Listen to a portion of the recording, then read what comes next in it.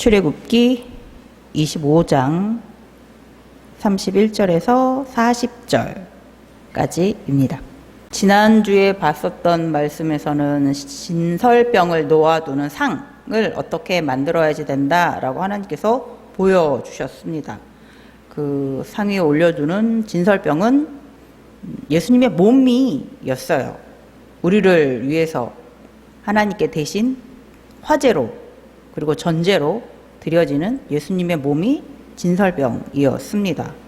예수님께서 우리를 하나님의 자녀로 영생하면서 살 수 있게 해주시기 위해서 생명의 떡으로 오셨습니다. 그 생명의 떡, 진설병은 바로 예수님이셨죠. 오늘은 그 진설병이 놓여있는 맞은편에 있는 등잔대를 어떻게 만들라고 하나님께서 알려주십니다. 일단 등잔대는 순금으로 다 만들라고 하세요. 그 이전에 봤었던 언약궤 그리고 진설병을 놓아두는 상 같은 경우에는 먼저 조각목으로 기본적인 네모난 틀을 타고 그 위에 금을 이렇게 다 씌운 거였다면 오늘 등잔대는 다 순금으로만 만들라고 하세요. 순금 한 덩어리를 가지고 다 두들겨서 다 쳐가지고 밑판도 줄기도 위에 등이 있는 잔 있는 것까지 쭉 다 연결돼서 한 덩어리로 해서 다 쳐서 만들라고 하십니다. 등잔대의 모습을 어떻게 만들라고는 이제 31절에서부터 쭉 나오는데 이제 그렇게 나와 있어요. 촛대는 다들 기억하시죠? 이 촛대를 큰 사이즈라고 생각을 하시면 되는 거예요.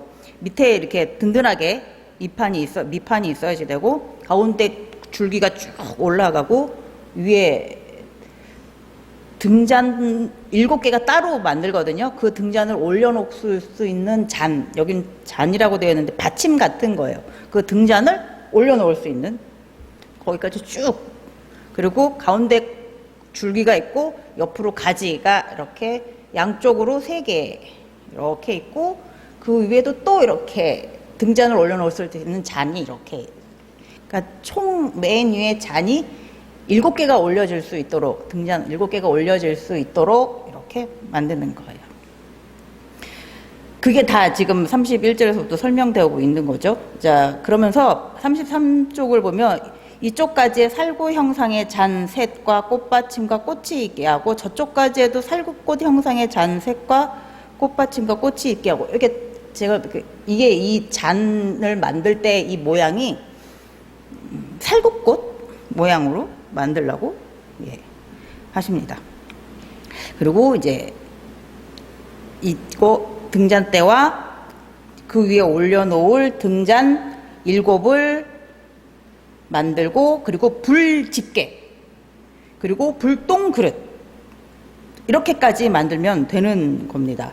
불집게, 불똥 그릇, 이거는 이게 등잔에 기름을 넣어서 불을 밝혀야지 되니까 심지 같은 게 있는데 그 심지가 타면 정리할 수 있는 집게, 이게 가위 같은 거라고 하네요.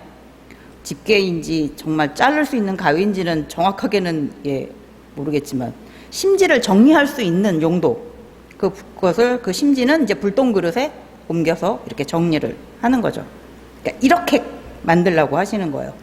근데 이 모든 것을 다 할 때 39절에 보니까 등잔대와 이 모든 기구를 순금 1달란트로 만들라고 하세요. 이 등잔대와 이 모든 것들을 순금 1달란트, 이게 킬로그램으로 따지면 34kg 정도 됩니다. 탈무드에 나와 있는 기록을 보면 이 성막에 있는 이 등잔대 크기가, 이 높이가 한 1m 2, 그러니까 120cm 정도? 그 정도 높이라고 나와 있답니다. 아무래도 지난주에 봤던 진설병 놓아두는 상 그게 높이가 한 규빗 반 있고 옆으로 두 규빗이었으니까 이것과 비슷한 크기였겠죠? 너무 동떨어진 게 차이가 났으면 좀 보기 이상했을 테니까 비슷한 크기일 것 같아요. 120cm면 한 이 정도 되려나? 이 등잔대에 대해서 출애굽기 27장에 보면 조금 더 보충되어서 나와 있는 말씀이 있습니다. 출애굽기 27장 20절, 21절을 같이 읽어 보겠습니다. 너는 또 이스라엘 자손에게 명령하여 감나무로 짠 순수한 기름을 등불을 위하여 니게로 가져오게 하고 끊이지 않게 등불을 켜되 아론과 그의 아들들로 회막 안 증거계 앞 회장 밖에서 저녁부터 아침까지 항상 여호와 앞에 그 등불을 보살피게 하라. 이는 이스라엘 자손이 대대로 지킬 규례이니라. 아멘. 예, 조금 더 보충되어져 나오는 설명이 이 등잔 안에 들어갈 기름, 그것은 감람유, 올리브 오일이요. 순수하게 직접 짠 올리브 오일, 그러니까 100% 올리브 오일이에요. 다른 기름은 안 된다고 하시는 거죠. 그리고 올리브유랑 또 다른 기름을 섞어서도 안 되고 딱 올리브 기름만 가지고 쓰라고 하나님께서 하십니다. 그리고 이 등불이 끊이지 않게 등불을 켜 놓으라고 하세요. 그 말은 절대로 꺼지지 않게 하라 이렇게 하시는 말씀이죠. 꺼트리지 말라고. 예. 그러면서 21절에 보면 아론과 그 아들들 제사장들이 저녁부터 아침까지 항상 여호와 앞에 그 등불을 보살피게 하라. 저녁부터 아침까지 항상 여호와 앞에 그 등불을 보살피게 하라. 이게 얼핏 들으면 그러면 아침부터 낮 해지기 전까지는 안 켜놔도 되고 저녁부터 다시 켜가지고 아침까지만 켜놓으면 되는 건가? 이렇게 헷갈려 하실 수도 있는데 앞에 20절에서 분명하게 말씀하고 있죠. 끊이지 않게 등불을 켜되, 그러니까 절대로 끄면 안 되는 거예요. 항상 켜놓는 거예요. 저녁부터 아침까지 밤중에도 켜놓으라는 말씀인 거죠. 한밤중에도. 예. 그러니까 일단 기본적으로 두 번은 들어가는 거죠. 저녁에 들어가고 아침에 들어가고. 그러니까 저녁에 들어가서 보살피는 거예요. 관리를 하는 거죠. 심지, 등잔에 심지가 많이 탔으면 그걸 정리해서 불똥 그 그릇에 담아야 되겠죠. 이렇게 저녁에 들어가서 확인하고 아침에 또 들어가서 확인하고 최소 두 번은 들어가가지고 하루에 두 번은 들어가가지고 등불을 관리를 해야지 됩니다. 제사장들이. 절대로 꺼트리지 않아야 됩니다. 그리고 이 등잔대 모양이 살구꽃 모양이잖아요. 근데 이 살구꽃이 저희가 보는 성경에서는 살구꽃이라고 되어 있는데 제가 집에 가지고 있는 쉬운 성경을 보면 감복숭아꽃 모양이에요. 둘 다 저는 어떤 모양인지 정확하게 잘 모르겠어요. 저희 마당에 봄에 보셨어요? 살구꽃 핀 거? 예. 그걸 봐도 저는 이게 살구꽃인지 벚꽃인지 저는 솔직히 잘 몰랐거든요. 너무 비슷해서. 예. 그러니까 여기서 성경에서 말하는 꽃은 우리가 생각한 요 마당에 있는 이 살구꽃은 아니에요. 살구나무는 아니에요. 근데 굉장히 비슷한 거예요. 이게 원래는 아몬드 나무랍니다. 아몬드 꽃. 이게 살구꽃이랑 굉장히 비슷한가 봐요. 사진 열심히 봤습니다. 저는 솔직히 이게 살구꽃과 이거 무슨 차이가 있는지 저는 솔직히 진짜 모르겠지만 예. 비슷한 점도 많으니까 아마 이거 번역하셔서 기록하시는 분은 살구꽃 우리가 이해할 수 있도록 이런 모양 약간 연한 핑크빛 이렇게 꽃이 이렇게 몰려있는 그러니까 살구꽃과 비슷한 거예요. 우리의 육안으로 봤을 때는 예, 이 아몬드 나무예요. 성경에 나오는 이 살구꽃은 예. 아론의 지팡이가 싹이 나고 잎이 피고 열매가 맺혀서 살구 열매가 열렸잖아요. 그것도 아몬드 나무입니다. 이 아몬드 나무가 지중해 연안에 그리고 그 페르시아 쪽, 서남아시아 쪽, 중앙아시아 쪽 이쪽이 원산지라고 하네요. 그래서 12월 겨울에 이제 꽃이 피고 2월쯤 돼가지고 열매를 맺고, 그래서 그쪽 지역에서는 이거는 봄을 알리는 꽃, 가장 먼저 피는 그런 꽃입니다. 그래서 이 아몬드 나무가 히브리어로 잠에서 깨다 이런 의미를 가지고 있어요.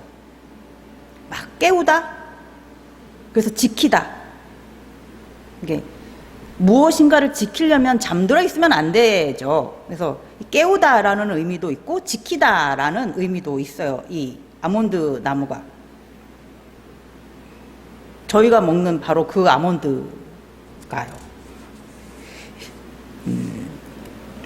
예레미야서 1장 11절에서 12절을 같이 한번 보겠습니다. 여호와의 말씀이 또 내게 임하니라. 이르시되 예레미야야 네가 무엇을 보느냐 하시매 내가 대답하되 내가 살구나무 가지를 보나이다. 여호와께서 내게 이르시되 네가 잘 보았도다. 이는 내가 내 말을 지켜 그대로 이루려 함이라 하시니라. 아멘. 하나님께서 살구나무 가지를 보여주셨어요. 그러니까 우리나라 말로 해서 살구나무지만 사실 히브리어로 했을 땐 아몬드 나무가 맞는 거예요. 이젠 우리도 아몬드라는 말이 익숙하니까 예, 이제는 괜찮지만 예전에 성경을 우리보다 훨씬 일찍 보신 분들은 아몬드 나무라고 했으면은 도대체 어떤 꽃인지 아마 상상을 못 하셨을 거예요. 그래서 아마 살구꽃이라고 했을 것 같은데, 이제는 우리는 아몬드라고 하면은 아몬드가 살구나무랑 비슷하게 생겼나 보다, 이 정도는 충분히 예, 이해할 수 있습니다. 하나님께서 예레미야에게 아몬드 나무 가지를 보여주셨어요. 그 의미는 내가 내 말을 지켜 그대로 이루려 함이라. 이걸 조금 쉽게 말하면 내 말이 그대로 이루어지는지 내가 지켜보고 있을 것이다 라고 하시는 거예요. 내가 지켜보고 있을 거야 하면서 살구나무 가지, 아몬드 나무 가지를 하나님께서 예레미야에게 보여주신 겁니다. 이 아몬드 나무는 12월 그 겨울에도 이제 꼭 먼저 다른 나무에 비해서 먼저 딱 일어나는 거잖아. 깨는 거잖아요. 때를 딱 지켜서 이제 봄이 올 거야. 내가 제일 먼저 꽃을 피워야 돼 하면서 딱 그의 때에 맞춰서 자기가 꽃을 피워야지 될 그 때에 맞춰서 예, 꽃을 피우는 것처럼 하나님께서 그렇게 깨어 계시고 그 때에 맞춰서 예, 하실 일, 우리를 지키시는 그 일을 하신다 라고, 지키신다, 우리를 지키신다, 하나님께서 항상 그렇게 깨어 계신다라는 그 의미를 아몬드 나무 가지를 통하여서 예레미야에게 보여주신 거죠. 그래서 등잔 때 등불도 항상 켜 있습니다. 꺼지지 않습니다. 항상 깨어 있는 하나님의 모습을 닮아 있어요. 시편 121편 4절에 이스라엘을 지키시는 이는 졸지도 아니하시고 주무시지도 아니하시리로다. 하나님은 하나님의 자녀들을 지켜야 할 그 때가 있잖아요. 바로 그 때를 지키기 위해서 절대로 주무시지도 않으시고 졸지도 않으십니다. 하나님은 항상 하나님의 자녀를 지켜보고 계십니다. 감시하시는 것이 아니라 사랑하니까 관심을 가지고 지켜보시는 거죠. 살구꽃, 아몬드 나무 꽃의 의미, 깨어있고 지켜보시는 하나님의 마음을 담겨 있습니다. 출애굽기 25장 37절에 보면 등잔 7을 만들어 그 위에도 앞을 비추게 하며 이렇게 되어 있어요. 이제 등잔 7개를 따로 만들고 나중에 그 위에 7 이렇게 올려 놓는 거죠. 그래서 앞을 비추게 하면 아마 심지 같은 것들이 조금 이렇게 앞쪽을 이렇게 향하게 어떻게 했겠죠? 근데 앞에 뭐가 있냐 하면은 진설병 놓여 있는 상이 있어요. 근데 바로 앞에 있는 것은 아니고 이렇게 조금은 떨어져 있죠. 그러니까 앞에 놓는다, 앞을 비추게 한다라는 것은 뭐 이렇게 딱 직접적으로 하이라이트 조명이 딱 비춰가지고 진설병을 향해서 이렇게 가는 것은 아니죠. 지금 이 등잔 때는 그런 의미는 아니니까 그 앞쪽을 이렇게 다 비추는 거죠. 뒤쪽을 비추기보다는 등잔대 뒤쪽을 비추기보다는 등잔대 앞쪽을 좀 더 비추게. 그러니까 뭐 심지가 이렇게 뒤로 돌아가 있거나 옆으로 이렇게 돌아가 있으면 이렇게 좀 앞쪽으로 이렇게 가도록 그런 의미일 것 같아요. 앞쪽에 뭐가 있을까요? 그냥 통로죠. 성소. 이쪽에 진설병이 있다면 이쪽에 등잔대, 가운데는 제사장들이 왔다 갔다 할 수 있는. 그래서 더 앞으로 나아가면 다음에 볼 향단이 나오고 그 앞으로 좀 더 나아가면 지성소로 들어가게 되어 있죠. 하나님께서 우리를 만나기 위해서 계시는 곳 지성소로 가려면 이 통로를 지나서 이렇게 가야지 되니까 등잔대가 비추는 곳은 바로 그 통로죠. 성소는 어두워요. 창문이 없어요. 문은 휘장으로 이렇게 앞쪽 입구 쪽 다 휘장으로 이렇게 쳐져 있습니다. 그리고 위에는 덮개가 덮여져 있는데 4겹으로 덮여져 있어요. 그러니까 휘장 문 출입문으로 되어 있는 그 휘장으로 아침에 햇빛이 들어오면 어느 정도 은은한 빛은 느껴는 질 것 같아요. 제 방의 창문에 암막 커튼이 있거든요.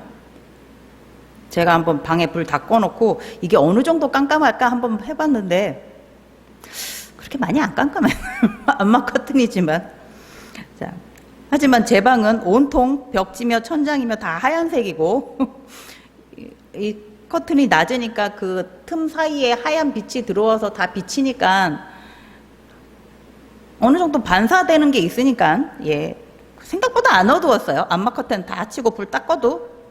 근데 성소는 위에 4겹의 천장이 다 벽이 다 4겹으로 다 덮여져 있고 휘장도 앞에 쳐져 있고 하니까 제가 상상했던 제 방보다는 좀 더 어두울 수도 있을 것 같습니다. 자, 그러니까 이 등잔대에 등불이 켜져 있지 않으면 제사장들이 그 성소 안에 다니면서 일을 할 때 꽤 희미하게 보일 정도일 거예요. 이렇게 밝게 느껴지지는 않을 겁니다. 예. 이 성소 안에서 빛은 이 등잔대에서 비춰주는 빛이 유일한 거죠. 제사장들이 성소 안에서 하나님을 섬기는 데 있어서 의지할 수 있는 빛은 딱 이 등잔대의 빛뿐입니다.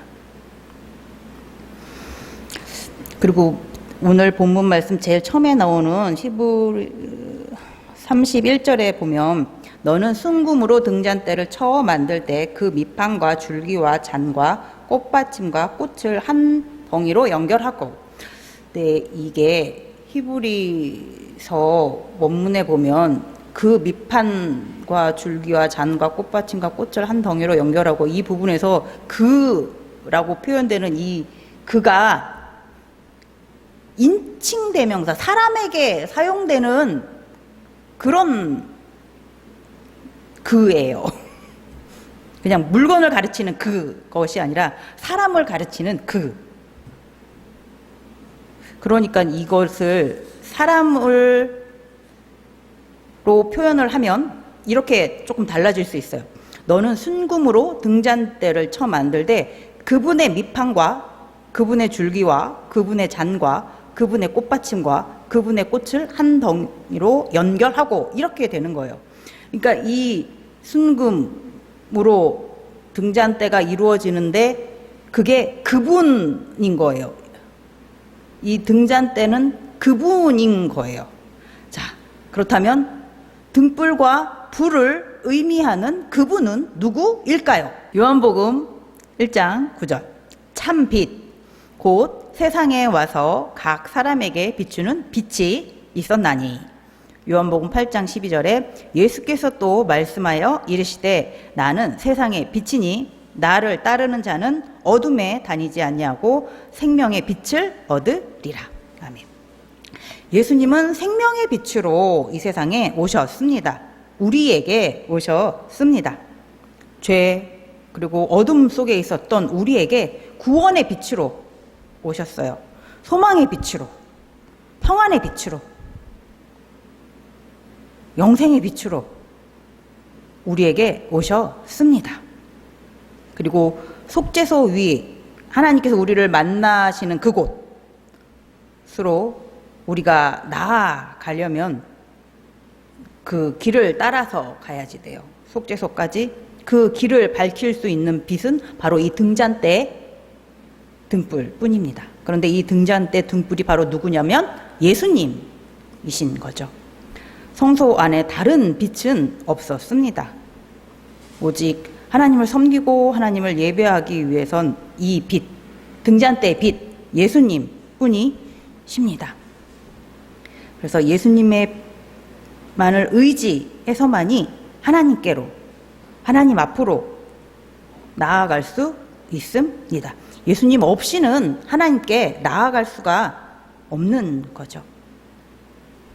시편 119편 105절에 보면 주의 말씀은 내 발의 등이요 내 길의 빛이니이다.